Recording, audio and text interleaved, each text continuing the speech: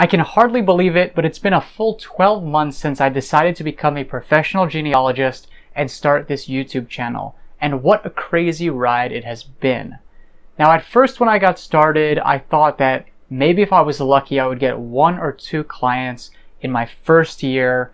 And needless to say, the market proved me wrong because I ended up having quite a bit more interest from people than I had expected. So what I've done in the last year is to build up a nice little side hustle, and in this episode I'm going to be transparent with you folks and talk to you about how much money I made in that time period from doing genealogy work. And the reason I'm doing this is because I know there are a lot of people on YouTube, out there on the internet, who are probably interested in, becoming a professional genealogist, or they want to know maybe how much they can expect to make. Now, I tend to do a lot of very specialized work for Ashkenazi Jewish genealogy, so the amount that I tell you is going to likely be very different from a lot of other people. It's also my first year, and it's really the first real business that I've started.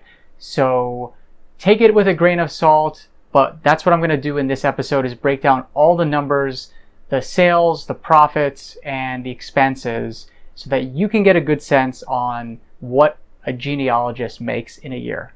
For those of you who don't know, I'm Yonah Paley and I believe genealogy is fun, so it's time to break down some numbers and let you in to my world as a genealogist.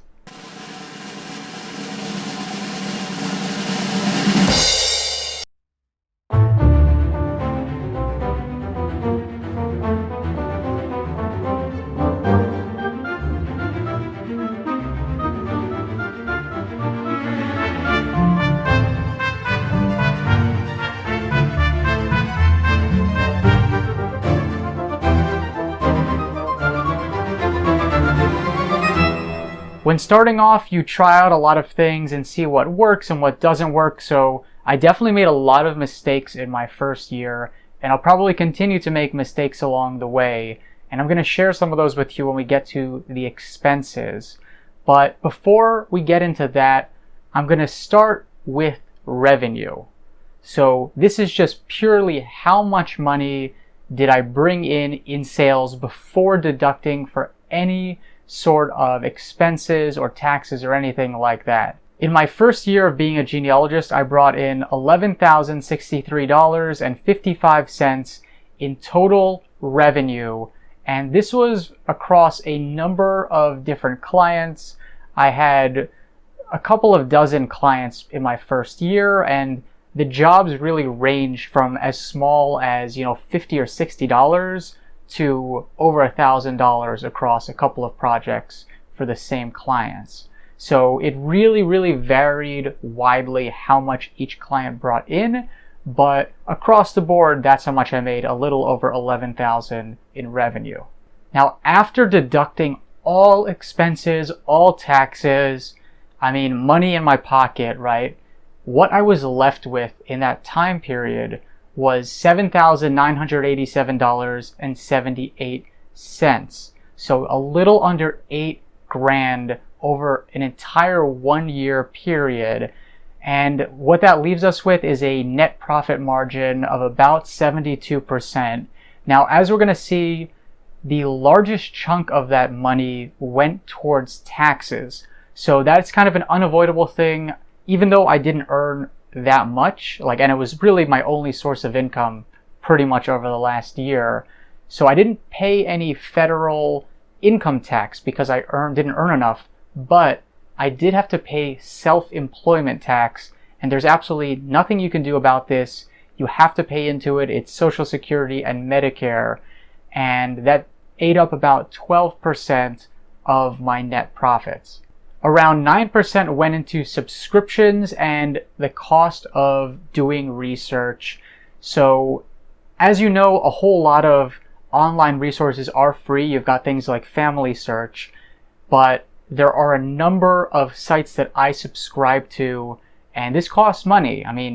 Things like Ancestry, newspapers.com, and then individual little groups for regional places. So, I do subscribe to a number of different sites, and some of these are billed every 6 months, some are billed every year, but they do add up. And if you're going to be a professional genealogist, you really can't take for granted the fact that, you're not going to have a lot of expenses, because your expenses are going to be a lot lower than, let's say, if you're selling merchandise.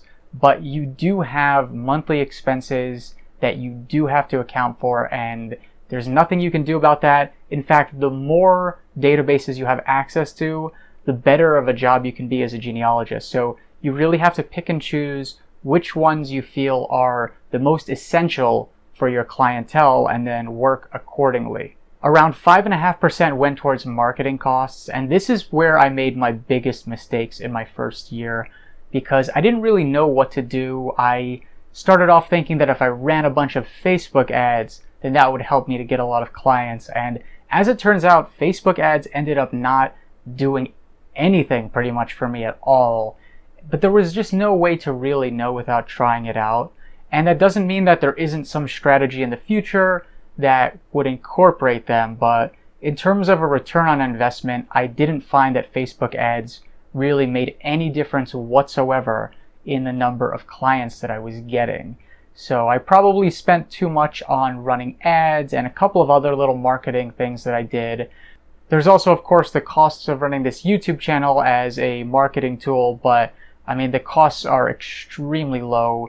As of right now, I shoot everything on my phone. I have a little ring light that cost me about 20 bucks and a microphone that cost me about $10. So eventually I'm going to upgrade that equipment because I want to continue making this channel better and better. But over the last year, thankfully at least, the costs of running the YouTube channel were almost nothing. The last 1.5% went towards repairing my computer, which unfortunately had a loss of hard drive, where everything basically got wiped off my hard drive. That was a disaster. I had a lot of documents that, thankfully most of them I had backed up, a few of them that I didn't, but I had to get my hard drive replaced, and that was in Australia. It was not cheap to go get it replaced, but cost of repairing that, I mean, as a genealogist, your computer is pretty much your most valuable asset, because I do almost everything off there. I do my research projects, I edit my videos, I mean, you name it. So that is an essential tool, and there's just not a whole lot you can do when things break down. You have to have a well-running computer in order to be a genealogist. So now that I've completed a full 12 months of being a researcher, there are a number of observations I've made, and I also want to share with you what my plan is going forward. So the first thing to note is, in the last couple of months or so, I've noticed actually quite a large drop-off in sales.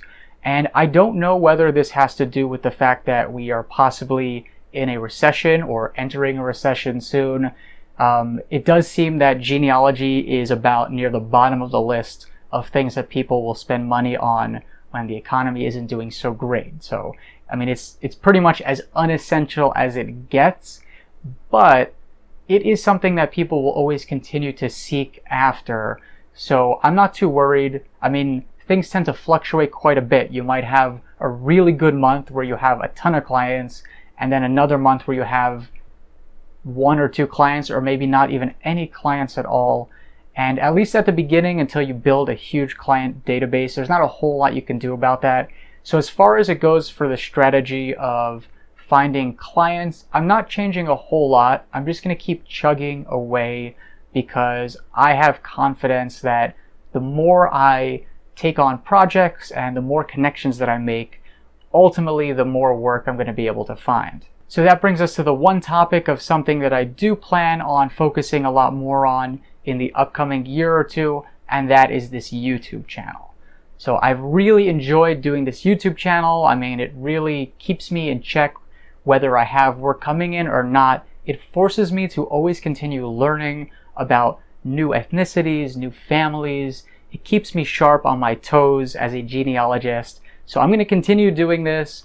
And even though I didn't start doing the YouTube channel with the intention that maybe I could make money someday, there is the fact that when you hit 1,000 subscribers on YouTube plus 4,000 watch hours in the last year, you can start to monetize your channel with ads and things like that. So we're a little bit far away. I think as of the last count, I'm at about 385 subscribers, which is about 40% of the way towards 1,000. I am confident, given the fact that the channel has slowly but steadily been growing over the last year, that at some point in the future, I may be able to add YouTube as another mode of monetizing my genealogy.